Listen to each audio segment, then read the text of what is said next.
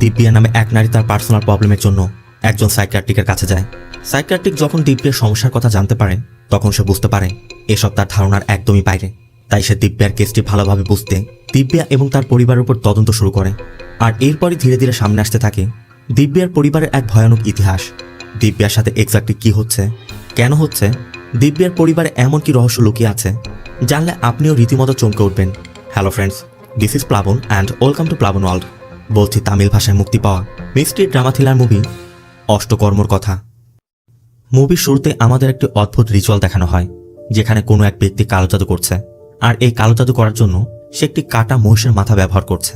Ritual শেষ করে সে একটা পুতুলের উপর তন্ত্রবিদ্যা করে, আর এরপর সেই পুতুলটাকে মাটির নিচে পুঁতে রাখে। এরপর আমাদের আরও একজন তান্ত্রিককে দেখানো হয়। সে কোনো সাধারণ তান্ত্রিক নয়, আসলে তিনি মানুষের আত্মাকে নিজের শরীরে ডেকে আনতে পারতেন। সোজা কথা একটা মিডিয়াম হিসেবে কাজ করেন। আর এই কাজটাই তিনি অন্য মানুষের জন্য করতেন, ডেফিনেটলি সেটা টাকার জন্য। তিনি মূলত ওই সকল লোকেদের মৃত আত্মীয় বা তাদের কাছের মানুষের সঙ্গে কথা বলিয়ে দিতেন। এই তান্ত্রিকের বিষয় একটু বিস্তারিত বলি। এই তান্ত্রিক মূলত তার ক্লায়েন্টদের সবসময় 10 দিনের সময় দিত।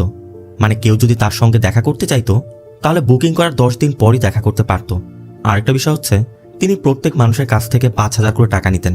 তারপর তাদের আত্মীয় বা কাছের মানুষের আত্মাকে ডেকে তাদের সঙ্গে কথা বলিয়ে দিতেন। এরপর সেখানে একটা মহিলা আসে, যে মূলত তার মৃত স্বামীর সঙ্গে কথা বলতে চাচ্ছিল, কারণ তার স্বামী আত্মহত্যা করে মারা গিয়েছে। এখানে ওই তান্ত্রিক নিজের শরীরে সেই মৃত স্বামীর আত্মাটাকে ডেকে আনে। এমনকি ওই আত্মাটি তার শরীরের মধ্যে প্রবেশ করার পর সত্যিই সে তার স্ত্রীর সঙ্গে কথা বলতে শুরু করে। মূলত এই মহিলা জানতে চাচ্ছিল তার স্বামী আত্মহত্যা কেন করেছিল। ওই আত্মাটি তখন পুরোপুরি রেগে যায় এবং তার কথা আমরা জানতে পারি এই নারীর মূলত তাদের ড্রাইভারের সাথে অবৈধ সম্পর্ক ছিল, যেটা জানার পর সে সহ্য করতে পারেনি, তাই নিজেই নিজের জীবন শেষ করে দিয়েছিল। মহিলা পুরো বিষয়টি জানার পর ভয়ে সেখান থেকে পালিয়ে যায়। আর এরপর অন্য এক মহিলা আসে, যার সঙ্গে অন্ধ এক ব্যক্তিও ছিল। এই মহিলার ছেলে গৌতম কিছুদিন আগে অ্যাক্সিডেন্টে মারা গিয়েছিল। সে নিজের ছেলের সঙ্গে কথা বলতে এসেছে। বাবা তাকে জিজ্ঞেস করে এই লোকটাকে আর কেন সে সাথে এনেছে। মহিলা বলে লোকটা তার প্রতিবেশী আর তার ছেলে গৌতমের খুব কাছের মানুষ। তো বাবা তেমন কিছু জিজ্ঞেস না করে ওই মৃত ছেলের আত্মাকে নিজের শরীরে ডেকে আনে।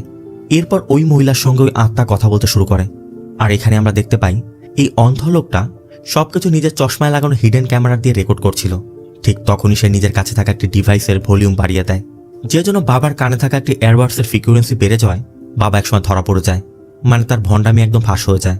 আসলে এই বাবার সঙ্গে একটা পুরো টিম কাজ করত, যারা 10 দিনের মধ্যে যে কোনো ক্লায়েন্টের পুরো তথ্য বের করে ফেলত।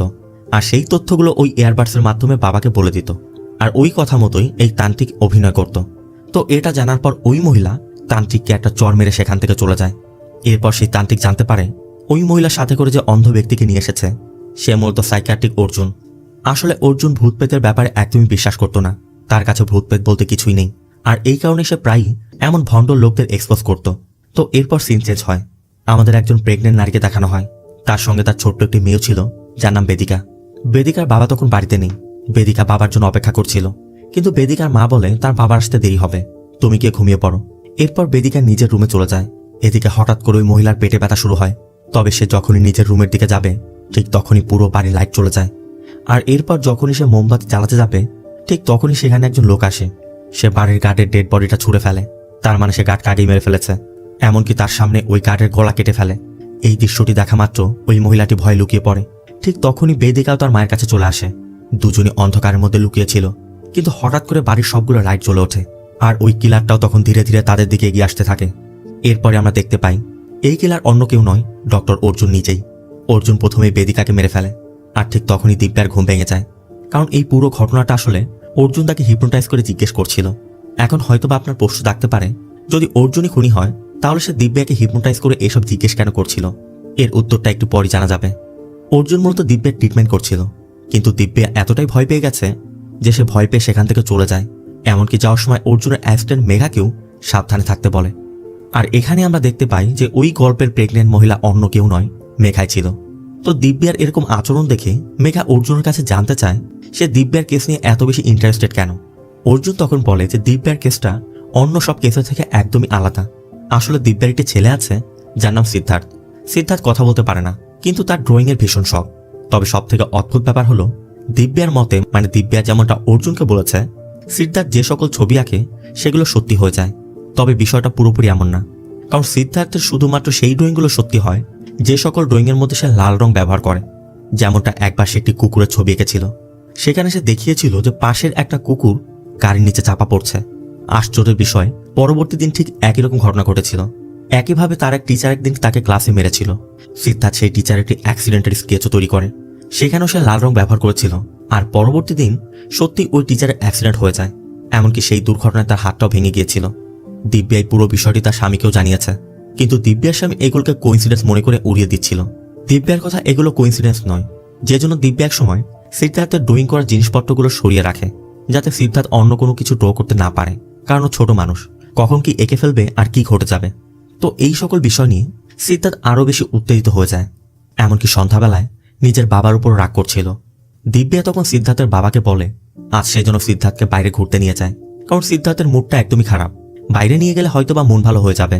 কিন্তু সিদ্ধার্থের বাবা বলে আজ তার কাজ আছে, সে সন্ধ্যায় ফিরে এসে সিদ্ধার্থকে নিয়ে যাবে।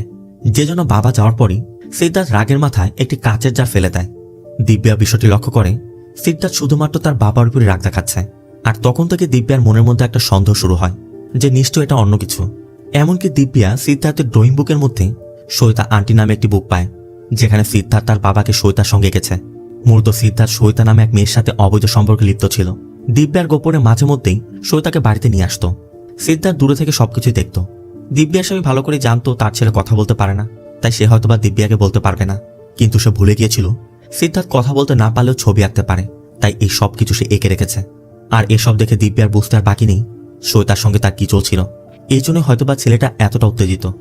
আর ওই দিনই দিব্যা লক্ষ্য করে সিদ্ধার্থ দেয়ালের মধ্যে একটি নতুন আর্ট করেছে, যেখানে সে নিজের বাবা সৈতাকে এঁকেছে, আর একই সঙ্গে সৈতার স্বামীকেও। সিদ্ধার্থের আর্টের মধ্যে সৈতার স্বামীর হাতে একটি গান ছিল, যেটা দিয়ে প্রথমে সে সৈতার বুকে গুলি করে, আর পরবর্তী গুলিটা করে সিদ্ধার্থের বাবার প্রাইভেট পার্সে। তো এই পুরো ঘটনা যেটা দেখলেন, এটা মূলত দিব্যা অর্জুনকে বলেছে, মানে এমনটা তাদের বাড়িতে ঘটেছে। কিন্তু এই সবকিছু শোনার পর মেঘা বিষয়টা বিশ্বাস করতে পারছিল না। অর্জুন তখন মেঘাকে বলে যে আসলে এই ব্যাপারটা পুরোপুরি সত্যি নয়। সে মেঘাকে সিদ্ধার্থের আর্ট করা ওই ড্রয়িংগুলো দেখায়, যেমনটা সিদ্ধার্থ কুকুরের ড্রয়িং করেছিল। সেখানে দেখানো হয়েছিল পাশের কুকুরটা গাড়ির নিচে চাপা পড়েছে, কিন্তু বাস্তবে এমন কিছুই ঘটেনি। এমনকি সিদ্ধার্থের টিচারে যে অ্যাক্সিডেন্টের ছবি এঁকেছিল সেটা আসলে সত্যি হয়নি। মানে সিদ্ধার্থ যা কিছু আঁকতো সেগুলো একদম সাধারণ ড্রয়িং ছিল, বাস্তবের উপর কোনো প্রভাব ফেলত না। কিন্তু প্রশ্ন আসে, যদি এসব সত্যি না হয় তাহলে দিব্যা অর্জুনকে মিথ্যা কেন বলল? এর উত্তর হিসেবে অর্জুন বলে আসলে দিব্যা হ্যালুসিনেট করত। সে কল্পনা করত তার ছেলে একটা ছবি এঁকেছে আর সেটা সত্যি হয়ে গেছে। হয়তো সেই সব স্বপ্নেও দেখতে পারে বা হ্যালুসিনেট করতে পারে। ওই স্বপ্নে দেখা জিনিসগুলোকে সে বাস্তব বলে মনে করত, কারণ সে বুঝতেই পারত না কোনটা স্বপ্ন কোনটা বাস্তব। সে যেন এই দুটির মাঝখানে আটকে গিয়েছিল। অর্জুন মেঘাকে এটাও বলে সৈতার যে ড্রয়িং এর কথা বলেছে সেটা আসলে সিদ্ধার্থ আঁকেনি, দিব্যা নিজে এঁকেছিল। কারণ একটা ছোট বাচ্চা এত জটিল বিষয় বুঝবে না, ইন্টিমেসির বিষয়ে এত ডিটেলসে তার জ্ঞান থাকার কথা নয়। আর আগের যে ড্রয়িংগুলো সিদ্ধার্থ করেছিল দিব্যা সেগুলোর প্রমাণও দিয়েছে বা যুক্তিও দেখিয়েছে, কিন্তু সৈতার ড্রয়িং এর বিষয়ে সে কিছুই বলতে পারেনি, কারণ ওই ড্রয়িংটা সে নিজে কল্পনা করে তারপর এঁকেছিল। মানে পুরো গল্পটা তার নিজের বানানো। আর হিপনোটাইজের সময় দিব্যা ওই গল্পটি অর্জুনকে শুনিয়েছে, কিন্তু বাস্তবে এমন কিছু ঘটেনি। যেমনটা আমরা প্রথম দিকে দেখেছিলাম যে অর্জুন এবং মেঘাকে দেখার পর দিব্যা তাদেরকে কল্পনা করে হিপনোটাইজ থাকা অবস্থায় ওই গল্পটি বানিয়ে বলেছিল, মানে প্রেগনেন্ট লেডি এবং তার মেয়ের গল্পটা। অর্জুন মেঘাকে এটাও বোঝায় দিব্যার মতো মানুষ যখন কোনো গল্প শোনে, কোনো সিনেমা দেখে বা কোনো স্বপ্ন দেখে, তখন তাদের সাবকনসিয়াস মাইন্ড সেই জিনিসগুলোকে বাস্তব মনে করতে শুরু করে। মানে দিব্যা হয়তো এই কিলারওয়ালা গল্পটা কোথাও পড়েছিল অথবা স্বপ্নে দেখেছিল, তখন থেকে এটাকে সত্যি ভেবে নিয়েছে। এই কারণে দিব্যা অর্জুনকে এত ভয় পেত, কারণ তার চোখে অর্জুন তো একজন খুনি। তো এরপর অর্জুন মেঘাকে বলে আজ তাদের একটা রিয়েলিটি শোতে যেতে হবে, যেখানে দুই ধরনের মানুষের মধ্যে ডিবেট হবে। একদল যারা ভূত পেতে বিশ্বাস করে আর আরেক দল যারা এসবে বিশ্বাস করে না। কথা মতো দুজনই সেই রিয়েলিটি শোতে পৌঁছে যায়। সেখানে অর্জুন আর মেঘা ভূত পেতে না মানা মানুষদের দলে ডিবেট করছিল, আর অন্য পেশে ভূত পেতে বিশ্বাসী করা লোকেরা, যাদের মধ্যে প্রায় সবাই ছিল বিভিন্ন ধরনের বাবা, মানে তান্ত্রিক। আর সেই তান্ত্রিকরা ভূতের অস্তিত্ব প্রমাণ করার চেষ্টা করছিল। তারা বলে যে যদি কোনো বাড়িতে ভূত থাকে তাহলে সেই বাড়িতে ঈশ্বরের সামনে কোনো প্রদীপই চলবে না, নিজে থেকে নিভে যাবে। এমনকি সেই বাড়িতে টয়লেটের মতো দুর্গন্ধও থাকবে। কিন্তু অন্য পক্ষ তখন বলে যদি এমনটাই হয় তাহলে পাবলিক টয়লেটেও তো অনেক গন্ধ থাকে, সেখানে কি ভূত আছে? আর বাতাসের কারণে প্রদীপ নিভে যাবে, এটাই স্বাভাবিক। তাদের এসব কথা শুনে এক বাবা তখন বলে ওঠে সে প্রমাণ করে দেখাবে ভূত সত্যি আছে। সে একজন লোককে নিজের কাছে ডেকে তার মাথার উপর হাত ঘোরাতে শুরু করে, আর কিছুক্ষণ পরে লোকটা পুরোপুরি তার নিয়ন্ত্রণে চলে যায়। যেমনটা বাবা বলছিল লোকটাও তেমনটাই করছিল। তো এটা দেখানোর পর বাবা জিজ্ঞেস করে যে আর কেউ কি সামনে আসতে চায়? তখন অর্জুন নিজের সামনে চলে যায়। বাবা এবার অর্জুনের উপর একই জিনিস করার চেষ্টা করলে অর্জুন হঠাৎ করে তার হাতটা উল্টো ওই বাবার মাথার উপর দিয়ে দেয়। আর এবার সেই বাবা অর্জুনের নিয়ন্ত্রণে চলে আসে। অর্জুন যেমনটা বলছিল বাবাও তেমনটাই করছিল। অর্জুন তখন পুরো রহস্যটা সবার সামনে খুলে বলে যে এই কথাগুলোর কোনো ভিত্তি নেই। মূলত এই বাবা ওই লোকটার উপর একটা ড্রাগ ইউজ করেছে, যার নাম ডেভিলস ব্রেথ। এই ড্রাগ ব্যবহার করলে মানুষ নিজের হুঁশ হারিয়ে ফেলে, হিতাহিত জ্ঞান হারিয়ে ফেলে। এই জন্য ওই ড্রাগটা ব্যান করা হয়েছে। কিন্তু তারপর কিছু লোক এটা ব্যবহার করে মানুষকে বোকা বানাচ্ছে, যেমনটাই বাবা করছে। অর্জুন তখন ভূত প্রেতের বাস্তবতা নিয়ে বেশ কিছু কথা বলে যে 2014 সালে একটা সার্ভে করা হয়েছিল, যেখানে 45% মানুষ ভূত পেতে বিশ্বাস করে আর 55% মানুষ বিশ্বাস করে না। আর এই 45% মানুষের মধ্যে 90% মানুষ জীবনে কখনো ভূত দেখেইনি, তারা শুধু লোকমুখে শোনা কথায় বিশ্বাস করে। আর বাকি যে 5% আছে তারা হচ্ছে সেই সব লোক যাদের এইসব বাবা, মৌলবী বা প্রিস্টরা ব্যবহার করে ভয় দেখায়। অর্জুনের কথা, বিভিন্ন ধর্মে ভূতদেরকে বিভিন্ন নামে ডাকে। মানে এই ব্যবসাটা সব ধর্মের মানুষই করে, যেখানে তারা সাধারণ মানুষকে ভয় দেখিয়ে বোকা বানায়। আর বাকি যে 5% মানুষ থাকে তারা আসলে অর্জুনের মতো সাইকিয়াট্রিকদের রোগী। মানে হয় তারা মানসিকভাবে অসুস্থ অথবা তাদের মানসিক অবস্থা একটু দুর্বল, যার কারণে এসব জিনিসকে সত্যি মনে করে। এরপর এই প্রোগ্রামের স্পেশাল গেস্টকে ডাকা হয়, যার নাম ডক্টর শিবকুমার। তিনি আগে একজন সাইকিয়াট্রিস্ট ছিলেন, কিন্তু পরে তিনি প্যারানর্মাল বিষয় নিয়ে রিসার্চ করতে শুরু করেছে। আর এখন তিনি একজন স্পিরিচুয়াল থেরাপিস্ট। সোজা কথা বলতে গেলে তিনি এখন এসব বিশ্বাস করে। ডক্টর শিবকুমার অর্জুনের প্রশংসা করে, কারণ তিনি অর্জুনের কাজ খুব পছন্দ করেছেন। তখন অর্জুন তাকে বলে যে যদি সত্যি এই পৃথিবীতে ভূত বলে কিছু থাকে তাহলে তার প্রমাণ দরকার। ঠিক তখনই এক বাবা দাঁড়িয়ে অর্জুনকে একটা বাড়ির কথা বলে, যেটা একটা ভৌতিক বাড়ি। সে অর্জুনকে চ্যালেঞ্জ করে অর্জুনের যদি সাহস থাকে তাহলে যেন ওই বাড়িতে এক রাত থেকে দেখায়। অর্জুন তো এসব বিশ্বাসই করতো না, তাই সে সাথে সাথে রাজি হয়ে যায়। আর এরপর সেই বাবা ওই বাড়িটা দেখাতে নিয়ে যায়, কিন্তু বাড়িটায় তালা লাগানো ছিল। বাবা তখন বাড়ির মালিকের ঠিকানা দেয়, আর ওই ঠিকানায় গিয়ে অর্জুন এবং মেঘা দেখে ওই বাড়িটা মূলত দিব্যাদের। দিব্যাদের ওই বাড়ির চাবি চাইলে দিব্যার প্রথমে দিতে রাজি হচ্ছিল না। দিব্যার কথা ওই বাড়ি নিয়ে অনেক সমস্যা আছে, নতুন করে সমস্যায় পড়তে চায় না। মেঘা তখন সিদ্ধার্থের সঙ্গে দেখা করতে চায়, যে জন্য দিব্যা তাদের সিদ্ধার্থের রুমে নিয়ে যায়, যেখানে তারা একটা পেন্টিং দেখতে পায় যে সিদ্ধার্থ একটা গাড়ির নিচে চাপা পড়ে মারা গেছে। মানে পেন্টিংয়ে এমনটাই আঁকানো হয়েছে। আর ওই গাড়িটা চালাচ্ছিল দিব্যা। আর এখানেই আমরা জানতে পারি এক রাতে সিদ্ধার্থ নিজের বিছানা থেকে উঠে দেয়ালের মধ্যে এই ছবিটা এঁকে কোথাও চলে গিয়েছিল। দিব্যার ঘুম ভাঙার পর সে যখন ছেলেতে খুঁজতে শুরু করে, বাইরে গিয়ে একজন লোকের কাছে জানতে পারে সে সিদ্ধার্থকে রাস্তায় কোথাও যেতে দেখেছে। এদিকে দিব্যার মা ওই পেন্টিংটা দেখে ফেলেছিল, যে জন্য সে দিব্যাকে ফোন করতেও চেষ্টা করে, কিন্তু ততক্ষণ অনেক দেরি হয়ে গেছে। কারণ দিব্যা ড্রাইভ করার সময় ইতিমধ্যে সিদ্ধার্থ দিব্যার গাড়ির নিচে পড়ে মারা গেছে। এই ঘটনার কথা শুনে অর্জুন আর মেঘা পুরো শক হয়ে যায়, কারণ তারা তো জানতো সিদ্ধার্থ যেগুলো আঁকে সেগুলো বাস্তব হয় না, কিন্তু এখানে এই পেন্টিং এর মতো বাস্তবে হয়ে গেছে, যে জন্য তারা সেখান থেকে বের হয়ে যায়। ঠিক তখনই তারা দেখতে পায় একটা কুকুর গাড়ি চাপা পড়ে মারা গেছে, ঠিক যেমনটা সিদ্ধার্থ ওই ড্রয়িং বুকের মধ্যে এঁকেছিল। দেখা মাত্রই অর্জুন আর মেঘা পুরো হতবাক, কারণ আজ পর্যন্ত তারা এমন কিছু কখনোই দেখেনি। অর্জুন কিছুতেই বুঝতে পারছিল না এগুলো কিভাবে সম্ভব। তার মানে তার পুরো চিন্তা ভাবনা, তার বিজ্ঞান সবকিছুকেই এই ঘটনা চ্যালেঞ্জ করছে। এরপর মেঘা অর্জুনের ফোন দিয়ে সিদ্ধার্থের সেই টিচারকে কল করে, মানে যার ছবি সিদ্ধার্থ দেখেছিল। আর সেখানেও জানতে পারে ওই টিচারেরও ঠিক একইভাবে অ্যাক্সিডেন্ট হয়েছে, যেমনটা সিদ্ধার্থ তার ছবি দেখেছিল। এইখানে এসে অর্জুন পুরো চিন্তায় পড়ে যায়। অর্জুন গভীরভাবে চিন্তা করে, ধীরে ধীরে তার মধ্যে কৌতূহল বাড়ছিল, যে জন্য অর্জুন ওই তান্ত্রিক বাবার কাছে যায়, যে তাকে ওই ভৌতিক বাড়িটার কথা বলেছিল। কারণ অর্জুন ওই বাড়ির সম্পর্কে গভীরভাবে জানতে চাচ্ছিল, যে জন্য ওই তান্ত্রিক বাবা অর্জুনকে বলে অনেক বছর আগে সেও ওই বাড়িতে গিয়েছিল, কিন্তু সেখানে তার সাথে অদ্ভুত সব ঘটনা ঘটতে শুরু করে। এরপর তার একটা অ্যাক্সিডেন্টও হয়, সেই ঘটনায় সে তার একটি চোখও হারিয়ে ফেলেছে, যে জন্য সে আর কখনোই ওই বাড়িতে যায়নি। মানে বাড়িটার ভেতরে যাই থাকুক না কেন সেটা খুবই বিপজ্জনক এবং শক্তিশালী। ওই তান্ত্রিক বাবা কার্তিক নামে একজন ডিরেক্টরের কথা বলে, যে মূলত একটা হরর মুভির স্ক্রিপ্ট লিখছিল, কিন্তু নতুন আইডিয়ার জন্য তার ওই বাড়িটার দরকার ছিল। তাই সে বাবার সাথে দেখা করে 1 সপ্তাহের জন্য বাড়িটার চাবি নিয়েছিল। ওই সময় বাবা তাদের সাবধানও করেছিল, কিন্তু কার্তিক নিজের অ্যাসিস্ট্যান্টকে নিয়ে সেই বাড়িতে যায়। আর সেখানে গিয়ে তারা দেয়ালে ঝোলানো অবস্থায় একটা মহিষের কাটা মাথা দেখে ভয় পেয়ে যায়। কিন্তু তারপর তার স্ক্রিপ্ট লিখছিল। এর মধ্যে আবার কার্তিক তার বন্ধু সতীশ এবং সতীশের গার্লফ্রেন্ড অনিতাকে ডাকে, যাতে তাদের থেকেও নতুন কিছু কন্টেন্টের আইডিয়া পাওয়া যায়। কার্তিক সতীশ এবং অনিতাকে একটা বেডরুমে দিয়েছিল। তো এরপর স্বাভাবিকভাবেই সতীশ এবং অনিতা নিজেদের মতো করে সময় কাটায়। অন্যদিকে কার্তিকের মাথায় নতুন নতুন আইডিয়া আসতে শুরু করে, সেগুলো দিয়ে সে নিজের মতো করে স্ক্রিপ্টও লিখছিল। এর মধ্যে সতীশ ঘরের মধ্যে ঘুমিয়ে পড়ে। অনিতাও যখন ঘুমাতে যাচ্ছিল, অনিতার কাছে মনে হচ্ছিল কেউ যেন তাকে ফলো করছে, আশেপাশে কারোর উপস্থিতি অনুভব করছে। এরপর অনিতা যখন একটু রিল্যাক্স করতে যাবে, ঠিক তখনই পিছের থেকে কেউ যেন অনিতার গলা চেপে ধরে। অনিতাও ভয়ে চিৎকার করে উঠলে শব্দ পেয়ে কার্তিকরা দ্রুত চলে আসে। এরপর অনিতা তাদেরকে পুরো ঘটনা খুলে বলে, কিন্তু আশেপাশে তো কেউই নেই। কার্তিক তখন তাদেরকে একটু বিশ্রাম নিতে বলে। এরপর বাইরে এসে অন্যজনকেও জানায়। এমনকি এটাও বলে যে অনিতার সাথে যা হয়েছে সেটা সে কিছুক্ষণ আগে নিজের স্ক্রিপ্টের মধ্যে লিখেছিল, মানে তার লেখা জিনিসগুলো বাস্তবে সত্যি হয়ে যাচ্ছে।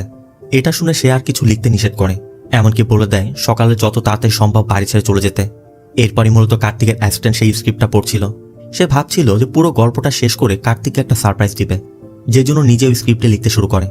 আর আশ্চর্যের বিষয়, সেই স্ক্রিপ্টের মধ্যে যা কিছু লিখছিল ঠিক একই রকম ঘটনা অনিতার সাথে ঘটছিল। অনিতা বাঁচার জন্য বয়ফ্রেন্ডকেও জাগানোর চেষ্টা করছিল, কিন্তু কোনো একটা অদৃশ্য শক্তি তার হাতটা পর্যন্ত আটকে দিয়েছে। এরপর অনিতা আবার চিৎকার করে। কার্তিক আর তার অ্যাসিস্ট্যান্ট দ্রুত সেখানে চলে যায়। অনিতা আবার তাদেরকে সবকিছু খুলে বলে। এবার কার্তিকের অ্যাসিস্ট্যান্ট একটু ভয় পায়। কার্তিক তখন তাকে হলরুমে গিয়ে ঘুমাতে বলে, আর বাইরে এসে অ্যাসিস্ট্যান্ট কার্তিককে পুরো বিষয়টি জানায়। কার্তিক তখন তাকে রাগ করে বলে সে এমন স্ক্রিপ্ট কেনই বা লিখল, কারণ ওই খাতার মধ্যে যা কিছু লেখা হয় সব সত্যি হয়ে যাচ্ছে। এমনকি কার্তিক তার অ্যাসিস্ট্যান্টকে ওই কপিটা ডাস্টবিনে ফেলে দিতে বলে।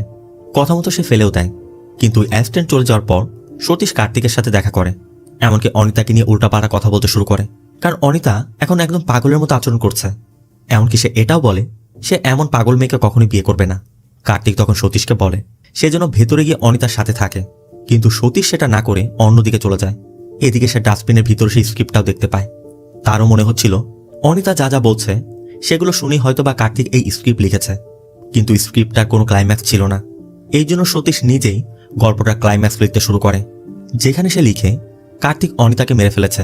আর আশ্চর্যের বিষয়, সে এটা লেখার পরই কার্তিক বাস্তবে অনিতাকে মেরে ফেলে। তান্ত্রিক বাবা বলে ওই ঘটনার পর থেকে কার্তিক এখন জেলে আছে। তো এই সব কিছু জানার পর অর্জুন ডক্টর শিবকুমারের সাথে দেখা করে। সেখানে সে পুরো ঘটনার কথা বলে। ডক্টর শিবকুমার তখন বলে নিশ্চয় ওই বাড়ির উপর কোনো কালো জাদু করা হয়েছে। এটা শুনে মেঘা জিজ্ঞেস করে তার মানে কি। শিবকুমার তাদেরকে কালো জাদুর পুরো কনসেপ্ট বোঝানোর চেষ্টা করে। তার কথা, কালো জাদুর পিছনে একটা বিজ্ঞান আছে। মানুষের শরীরকে মূলত 3টা ভাগে ভাগ করা যায়। প্রথমটা শরীর, দ্বিতীয়টা হলো অরা, আর তৃতীয়টা হলো আত্মা। অরা আসলে মানুষের কেন্দ্রীয় শক্তি, আর আত্মা সম্পর্কে তো সবাই জানেই। যেমন কারো শরীরের সমস্যা হলে সে ডক্টরের কাছে যায়, ঠিক তেমনই কারো শক্তি বা এনার্জি সমস্যা হলে শিবকুমারদের মতো মানুষের কাছে আসে, কারণ তারা এই এনার্জি বুঝতে পারে। আর এটাকেই বলা হয় স্পিরিচুয়াল হিলিং। এখানে তিনি আরো বলে যদি কোনো তান্ত্রিক চায় তাহলে সে দূরে বসে অন্য কাউকে কষ্ট দিতে পারে, তবে তার জন্য ওই ব্যক্তির কিছু নির্দিষ্ট জিনিস দরকার হয়, যেমন চুল, নখ বা রক্ত। এই সব কিছু ব্যবহার করে মূলত কালো জাদু করতে হয়। অর্জুন জিজ্ঞেস করে এর সাথে বিজ্ঞানের সম্পর্ক কোথায়। শিবকুমার তখন তাকে বোঝায় প্রত্যেক মানুষের অরার একটি নির্দিষ্ট রেডিয়েশন রেঞ্জ থাকে। কেউ সেই রেঞ্জে এলে মানুষ তার সাবকনসিয়াস মাইন্ডে তাকে অনুভব করতে পারে। যেমন মাঝে মাঝে আমরা কারো কথা ভাবি আর হঠাৎ করে সেই মানুষটা চলে আসে। এর মানে এটা নয় যে আপনি তাকে মনে করায় সে আপনার সামনে এসেছে, বরং সে যখন আপনার অরার সীমানার মধ্যে এসেছিল তখন হঠাৎ করে আপনার তার কথা মনে পড়েছে। ঠিক এইভাবে কালো জাদুও কাজ করে। মানুষের কিছু জিনিস যেমন চুল, নখ বা রক্ত এসব তার অরার সঙ্গে যুক্ত। তাই ওই জিনিসগুলো যদি অন্য কারো হাতে চলে যায় তাহলে সে সেগুলো ব্যবহার করে কোনো পুতুলের মধ্যে রেখে তন্ত্রবিদ্যা করতে পারে, আর এরপর সেই ব্যক্তির উপর কালো জাদু চালাতে পারে, যে জন্য ওই পুতুলটা সেই মানুষের অরার সাথে কানেক্টেড হয়ে যায়। তাই পুতুলের গায়ে যা কিছু করা হোক না কেন তার প্রভাব সেই মানুষের উপর গিয়ে পড়ে। মেঘা তখন শিবকুমারকে জিজ্ঞেস করে এসব জিনিসের শুরু হয়েছিল কবে থেকে। শিবকুমার উত্তরে বলে এসব বিষয় বেদে উল্লেখ আছে, বিশেষ করে অথর্ব বেদে অষ্টকম নামে একটা অংশে তন্ত্রবিদ্যার কথা বলা হয়েছে। যেটা শুনে মেঘা একদম অবাক হয়ে যায়। মেঘার কথা বেদের মধ্যেও কি খারাপ কাজের কথা লেখা আছে? শিবকুমার তখন ব্যাপারটা বলে যে আসলে তোমরা ভুল বুঝছো, কারণ যে কোনো জিনিস যেমন ভালো কাজে ব্যবহার করা হয় ঠিক তেমনই খারাপ কাজেও ব্যবহার করা যায়। যেমন অনেক মানুষ ঘুমের ওষুধ খায় ঘুমানোর জন্য, কিন্তু সেই ওষুধ যদি অতিরিক্ত ডোজ দেওয়া হয় তাহলে তার মৃত্যু হয়। মানে প্রতিটা জিনিসেরই পজিটিভ আর নেগেটিভ দুটি দিক আছে, সবকিছু নির্ভর করে সেটা সে কিভাবে ব্যবহার করছে। শিবকুমার এটাও বলে বহু বছর আগে যখন কোনো রাজা অন্য রাজ্য দখল করত তখন সে জানতো যে ওই রাজ্যের মানুষ তাকে সহজে মেনে নেবে না, তাই সে ভয় পেত যদি প্রজারা তার বিরুদ্ধে ষড়যন্ত্র করে। এই কারণে অনেক রাজা বড় বড় সাধুদের কাছে যেত, তান্ত্রিকদের কাছে যেত, আর সেই তান্ত্রিকরা তাদেরকে একটা বিশেষ বশীকরণ ভেষজ দিত, যেটা খাবারের সাথে মিশে প্রজাদের খাওয়ানো হতো, আর এর ফলে প্রজারা রাজার পক্ষে এসে পড়ত।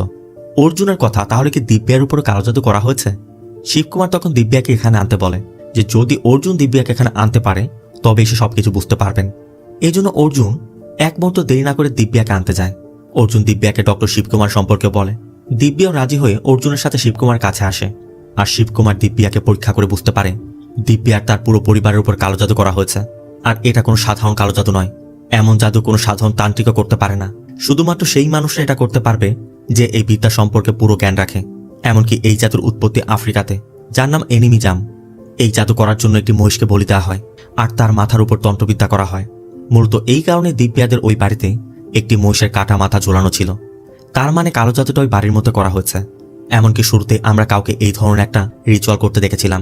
শিবকুমার বলে যে এই জাদু এতটাই ভয়ঙ্কর, এর প্রভাব পরবর্তী প্রজন্মের উপরও পড়ে আর একে একে পুরো বংশ ধ্বংস করে দেয়, যা যুগের পর যুগ চলতেই থাকে যতক্ষণ পুরো ব্লাড লাইন শেষ না হয়। আর এই ধরনের জাদু সাধারণত প্রতিশোধ নেওয়ার জন্য করা হয়। শিবকুমার এটাও ধারণা করে দিব্যার পরিবারের উপর এই কালো জাদু দিব্যার আশেপাশের কোনো আত্মীয় স্বজনই হয়তো করেছে, কিন্তু দিব্যা বলে তাদের সাথে তো এমন কোনো শত্রুতা নেই।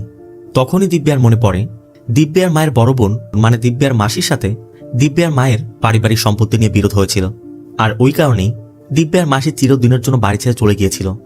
এমনকি তারা এখন কোথায় থাকে দিব্যা এটাও জানে না। দিব্যা আরও একটি ঘটনার কথা বলে। দিব্যার বাবার যে বোন ছিল তার পরিবার দিব্যার মায়ের পরিবারের সাথেই থাকতো, কিন্তু এক গাড়ি দুর্ঘটনার কারণে তাদের পুরো পরিবার মারা যায়। আর এর কিছুদিন পরেই দিব্যার বাবা অসুস্থ হয়ে মারা যান। মূলত ওই বাড়িতে একটার পর একটা মানুষকে হারানোর পর দিব্যার মার ওই বাড়িতে থাকতে পারেনি, এই জন্য সে দিব্যাকে নিয়ে নিজের বাবার বাড়িতে চলে গিয়েছিল। শিবকুমার তখন ধারণা করে সম্পত্তির লোভে দিব্যার মায়ের বোনই হয়তো বা কালো জাদু করতে পারে। দিব্যা তখন জানতে চায় এই জাদু থেকে বাঁচার উপায় কি। শিবকুমার বলে এই জাদু পুরোপুরি ধ্বংস করা সম্ভব নয়, তবে এটা যেই ব্যক্তি করেছে তার উপর ফিরিয়ে দেওয়া সম্ভব, কিন্তু তার জন্য ওই ব্যক্তির নখ, চুল বা রক্ত যে কোনো কিছু একটা লাগবে। দিব্যার শুধু এখন এই জিনিসটা খুঁজে বের করতে হবে যে তাদের পুরনো বাড়িতে সেই মহিষের মাথাটা কে ঝুলিয়েছিল। আর এখানে একটা গুরুত্বপূর্ণ বিষয় বলা হয় যে দিব্যার বাড়ির উপর এমনভাবে জাদুটি করা হয়েছে যে সেখানে যেই যাক না কেন তার সাথে খারাপ কিছু ঘটে। আর ওই বাড়িতে শুধু সেই মানুষই নিরাপদে থাকতে পারবে যে এই জাদু করেছে। এমনকি দিব্যার মানসিক সমস্যা, তার হ্যালুসিনেশন এই সকল জাদুর কারণেই হচ্ছিল, কারণ সেও তো একই ব্লাড লাইনের অংশ, তাই স্বাভাবিকভাবেই এই জাদুর প্রভাব তার উপর পড়েছে। এমনকি তার ছেলের মৃত্যুর কারণও সম্ভবত ওই কালো জাদু। শিবকুমার তাদেরকে এটাও জানায় যে যদি তারা ওই বাড়ি থেকে মহিষের মাথাটা সরিয়ে ফেলতে পারে তাহলে সেখানে আবার যে কেউই থাকতে পারবে, তবে ওই মহিষের মাথাটি সরানোর পর সেটাকে পুরোপুরি ধ্বংস করতে হবে। যদি সেটা নষ্ট না হয় তাহলে এর প্রভাব উল্টো দিকেও যেতে পারে। তবে এখন যেহেতু ওই জাদু ফিরিয়ে দেওয়ার জন্য যে জাদুটি করেছে তার চুল, নখ বা রক্ত কিছু একটা লাগবে, সেজন্য দিব্যা আর অর্জুন দিব্যার বাড়িতে যায় যাতে তার মায়ের সাথে কথা বলে কোনো তথ্য জানা যায়। দিব্যা আর মেঘা দিব্যার মায়ের সঙ্গে দেখা করে। দিব্যা তার মায়ের কাছে জানতে চায় যে আসলে দিব্যার বাবার যে বোন ছিল আর তার পরিবার তারা কিভাবে মারা গিয়েছিল, তারা কি সত্যিই দুর্ঘটনায় মারা গিয়েছিল নাকি এর পিছনে অন্য কোনো সত্য লুকিয়ে আছে। দিব্যার মা তখন আসল ঘটনা খুলে বলে যে অনেক বছর আগে দিব্যার বাবার একটা বোন ছিল যার নাম ছিল দীপা, আর দিব্যার বাবা তাকে ভীষণ ভালোবাসত। বড় হওয়ার পর দীপা স্টিফেন নামের একটি ছেলেকে ভালোবাসে। স্টিফেন অন্য ধর্মের হলেও দিব্যার বাবা নিজের বোনের সুখের জন্য তাকে স্টিফেনের সাথে বিয়ে দিয়েছিল। এমনকি স্টিফেন ছিল অনাথ, আপন বলতে কেউ ছিল না, তাই স্টিফেনকে সে বাড়িতে ঘর জামাই করে রাখে। কিছুদিন পর তাদের একটি মেয়েও হয় যার নাম রাখা হয় বেদিকা। শুরুর দিকে তাদের সবকিছু ভালোই চলছিল, কিন্তু ধীরে ধীরেও স্টিফেন জুয়ার নেশা জড়িয়ে পড়ে, যে জন্য অনেক ঋণগ্রস্ত হয়ে যায়। স্টিফেন একসময় দিব্যার বাবার কাছেও টাকা ধার চায়, কিন্তু তিনি স্পষ্টভাবে টাকা দিতে অস্বীকার করেন। এরপর একদিন স্টিফেন প্রচুর মদ খেয়ে বাড়িতে আসে, আর ওই অবস্থায় দীপার নিজের মেয়ে বেদিকাকে মেরে ফেলে, এমনকি নিজেও নিজেকে শেষ করে দেয়। পরে যখন দীপার বাবা সেখানে পৌঁছায় তখন সে এই কষ্ট সহ্য করতে না পেরে নিজেও মারা গিয়েছিল। সবকিছু শোনার পর দিব্যা ভীষণভাবে ভেঙে পড়ে। এরপর দিব্যার মায়ের বড় বোনের কথা জিজ্ঞেস করে। দিব্যার মা বলে এই ঘটনা সত্যি, সে সত্যি সম্পদের লোভে বাড়ি ছেড়ে চলে গিয়েছিল। তো সবকিছু শোনার পর মেঘা দিব্যার মায়ের কাছে তার বোনের ছবি দেখতে চায়। দিব্যার মা তখন তাদের ফ্যামিলি অ্যালবাম বের করে দেয়, যে অ্যালবামের মধ্যে বেদিকার ছবিও ছিল। আর এই বেদিকায় আসলে দিব্যার স্বপ্নে আসতো, এমনকি হিপনোটাইজ অবস্থায় দিব্যা যে গল্পটা বলেছিল সেখানেও এই বেদিকায় ছিল। কিন্তু ঠিক তখনই গল্পের সব থেকে বড় টুইস্টটি আসে। দিব্যার মা যখন নিজের বোনের ছবিটি দেখায় সেটা দেখে মেঘা একদমই শকড হয়ে যায়, কারণ সেই মহিলা আর কেউ নয়, মেঘার নিজের মা। এটা জানার পর মেঘা দ্রুত সেখান থেকে বেরিয়ে যায়। আর অন্যদিকে অর্জুন দিব্যার নানার সাথে দেখা করতে যায়, যিনি বর্তমানে প্যারালাইজড অবস্থায় আছে। সেখানে অর্জুন তাকে হিপনোটাইজ করে তার থেকে সব সত্যিটা জানতে শুরু করে, এমনকি সম্পূর্ণ সেশনটার ভিডিও রেকর্ডও করছিল। এদিকে মেঘা নিজের মায়ের কাছে গিয়ে তাকে দ্রুত এখান থেকে চলে যেতে বলে, কারণ মেঘা বুঝে গিয়েছে তার মাই এই কালো জাদু করেছে। আর এখন অর্জুনটা যেহেতু ওই জাদু উল্টো ফিরিয়ে দিতে চাচ্ছে, যার জন্য মেঘার মায়ের চুল, নখ বা রক্ত কিছু একটা লাগবে। এই কথা শুনে মেঘার মা একদম শক হয়ে যায়। এদিকে অর্জুন দিব্যাকে আবার সেই পুরনো বাড়িতে ডাকে। সেখানে সে দিব্যাকে তার নানার ওই ভিডিওটিও দেখায়। আর এখানেই মূলত মুভির আসল রহস্যটি সামনে আসে। অর্জুনের প্রশ্নের উত্তরে দিব্যার নানা সব স্বীকার করেছে যে দিব্যার পরিবারের উপর কালো জাদু তিনিই করেছিলেন। এরপরে আমাদের দেখানো হয় আসলে ওই সময় কি ঘটেছিল। আমাদের দিব্যার মা এবং দীপাকেও দেখানো হয়। দীপা ওই সময় মা হতে চলেছিল, আর এই খবর শুনে দিব্যার মায়ের একদমই ভালো লাগেনি, কারণ ওই সময় তার নিজের কোনো সন্তান ছিল না, আর সেখানে দীপা দ্বিতীয়বার মা হতে চলেছে। এর মধ্যে একদিন দিব্যার বাবা দিব্যার মাকে জানায় সে সম্পত্তি তার বোনের মধ্যে ভাগ করে দিতে চলেছে। এটা শুনে দিব্যার মা সহ্য করতে পারেনি, এই জন্য দিব্যার মা সরাসরি তার বাবার কাছে যায়। ওই সময় বাবা একজন বড় তান্ত্রিক ছিল। দিব্যার মা মূলত পুরো সম্পত্তি নিজের কাছে রাখতে চেয়েছিল, কিন্তু তার স্বামী সেই সম্পত্তি তার আর তার বোনের মধ্যে ভাগ করে দিতে চাইছে। দিব্যার নানা তখন দিব্যার মাকে বলে সে নিজের মেয়ের জন্য যে কোনো কিছু করতে পারবে। আর ওই সময় দিব্যার মা দীপা এবং তার পুরো পরিবারকে শেষ করে দিতে প্ল্যান করে। এতে তার বাবাও রাজি হয়ে যায়, তবে তার জন্য স্টিফেনের চুলের দরকার ছিল। এর মধ্যে সেখানে দীপা আসে। দীপা দিব্যার নানার সাথে কথা বলতে শুরু করে। আসলে সে একটা ছেলে সন্তান চেয়েছিল, যাতে তাদের পরিবারের একজন উত্তরাধিকার আসে। দিব্যার নানা তখন তাকে বলে এই জন্য স্টিফেনের চুল দরকার, কারণ ওই চুল দিয়ে একটা রিচুয়াল করতে হবে। দীপাও তখন তার কথা মতো একই কাজ করে, সে স্টিফেনের চুল এনে দেয়।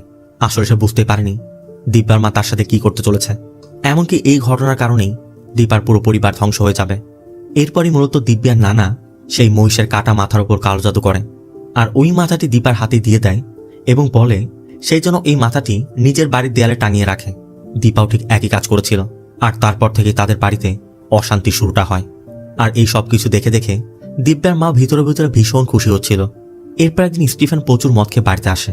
এমনকি ওই অবস্থায় দীপার বেদিকা দুজনকে মেরে ফেলে, আর শেষমেশ নিজেকেও শেষ করে দেয়। আর এটা সহ্য করতে না পেরে দিব্যার বাবা মারা যায়।